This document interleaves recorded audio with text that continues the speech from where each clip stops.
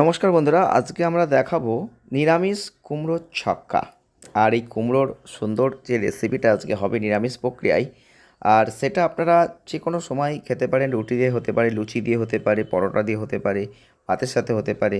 তো আপনারা অবশ্যই খাবেন। কিভাবে বানাবেন সেটা অবশ্যই দেখাবো। এখানে পটল, আলু, কুমড়ো আর লঙ্কা এগুলো কিন্তু আমরা একদম রেডি করে নিয়ে নিয়েছি।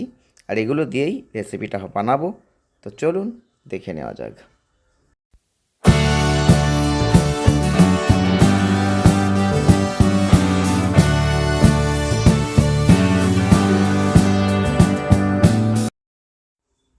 তো আমরা এখানে কুমড়োগুলোকে ছোট ছোট করে পিস পিস করে কেটে নিয়েছি। পটল কাটা হয়ে গেছে, আলু কাটা হয়ে গেছে।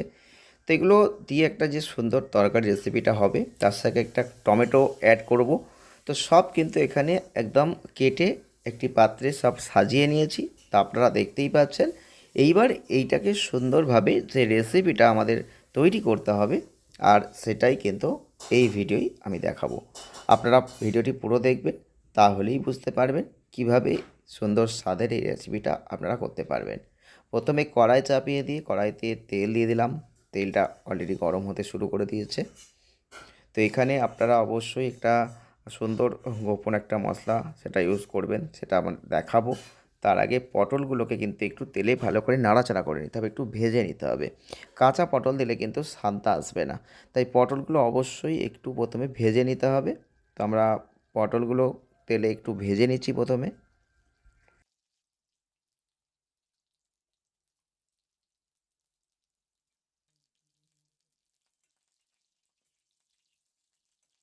ভাজা হচ্ছে।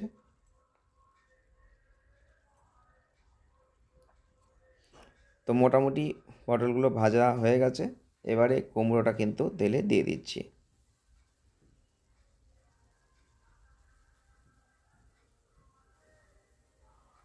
আপনারাও এই প্রক্রিয়া অবশ্যই করবেন। কুমড়োগুলো তেলে নাড়াচাড়া করছি। যদি আপনারা এইভাবে ভেজে করেন তাহলে স্বাদটা একটু বেশি হবে। আর যদি না ভেজে সব একসাথে দিয়ে দেন তাহলে স্বাদটা কিন্তু অনেকটাই কমে যাবে। তাই জন্য আপনারা অবশ্যই কী চাইছেন সেটা আপনারা নির্বাচন করবেন। তো আমরা কুমড়োগুলোকে এবার তেলে একটু ভাজা ভাজা করছি।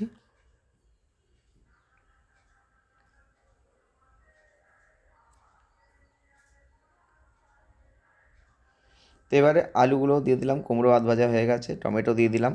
সব কমপ্লিট। পটলগুলো কিন্তু ভেজে রাখা আছে। আর এগুলো দিয়ে এবারে ভালো করে নাড়াচাড়া করব প্রথমে। আপনারা যে কোনো নিরামিষ দিনের জন্য নিরামিষ প্রক্রিয়ায় কুমড়োর তরকারি এই রেসিপিটা যদি এভাবে বানাতে পারেন তাহলে আপনারা দেখবেন এর স্বাদ দারুণ। অল্প করে লবণ দিলাম, কারণ এটার পরিমাণটা কিন্তু কমে যাবে পরবর্তী ক্ষেত্রে। তাই লবণের পরিমাণটাও আপনাকে বুঝে একটু অল্প করে দিতে হবে। মিষ্টি অবশ্যই ইউজ করবেন, মিষ্টি দিলাম। হলুদ দিয়ে দিলাম খুব সামান্য করে। খুব বেশি হলুদ হলে ভালো লাগবে না, টেস্ট কমে যাবে। আর মিষ্টিটা আপনারা যেরকম পছন্দ করবেন সেরকম দেবেন। তো সব দেওয়া হয়ে গেল। এবারে ভালো করে নাড়াচাড়া করছি।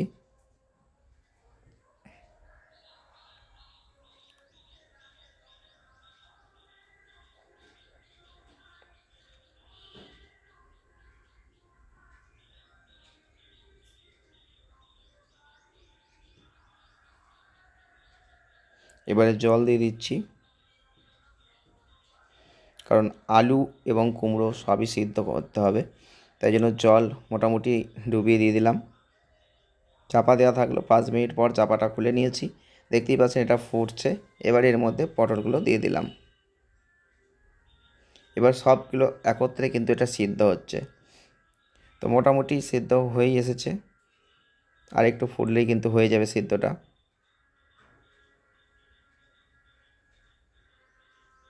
তো সিদ্ধ হয়ে গেল। এবার আমরা একটি পাত্রে এটাকে ঢেলে নিলাম। তো এইবার কিন্তু আমরা আবার ভালো করে ফোড়ন দেব। এইবার তেল দিয়ে দিয়েছি। আর এইবারেই কিন্তু আসল হচ্ছে, এখানে জিরে ফোড়ন দিয়ে দিলাম, এটা লঙ্কা ফোড়নে দিয়ে দিলাম, তেজপাতা ফোড়নে দিয়ে দিলাম। এবার এখানে একটু এই হিংটা কিন্তু আপনাকে ইউজ করতে হবে। তো হিং ফোড়ন দিলাম। হিং ফোড়ন দিলেই কিন্তু এর স্বাদ দারুণ হয়ে যাবে। এবার একটু কলাইয়ের ডাল এখানে দিয়ে দিলাম। ভাজা কলাইয়ের ডাল একটু ভাজা দিয়ে দিয়েছি।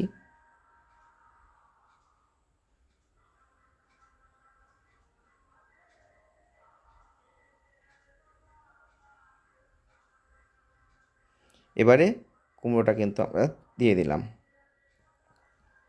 তো দেখতেই পাচ্ছেন টকবক করে ফুটছে, অলরেডি সিদ্ধও হয়ে গেছে।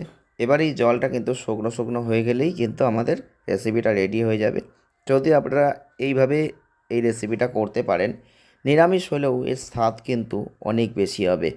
আর অবশ্যই হিং ফোড়নটা আপনাকে ইউজ করতে হবে, কারণ এর টেস্ট কিন্তু পেঁয়াজ রসুনের মতন টেস্ট নিয়ে আসবে, যেখানে পেঁয়াজ রসুন অ্যাড হচ্ছে না।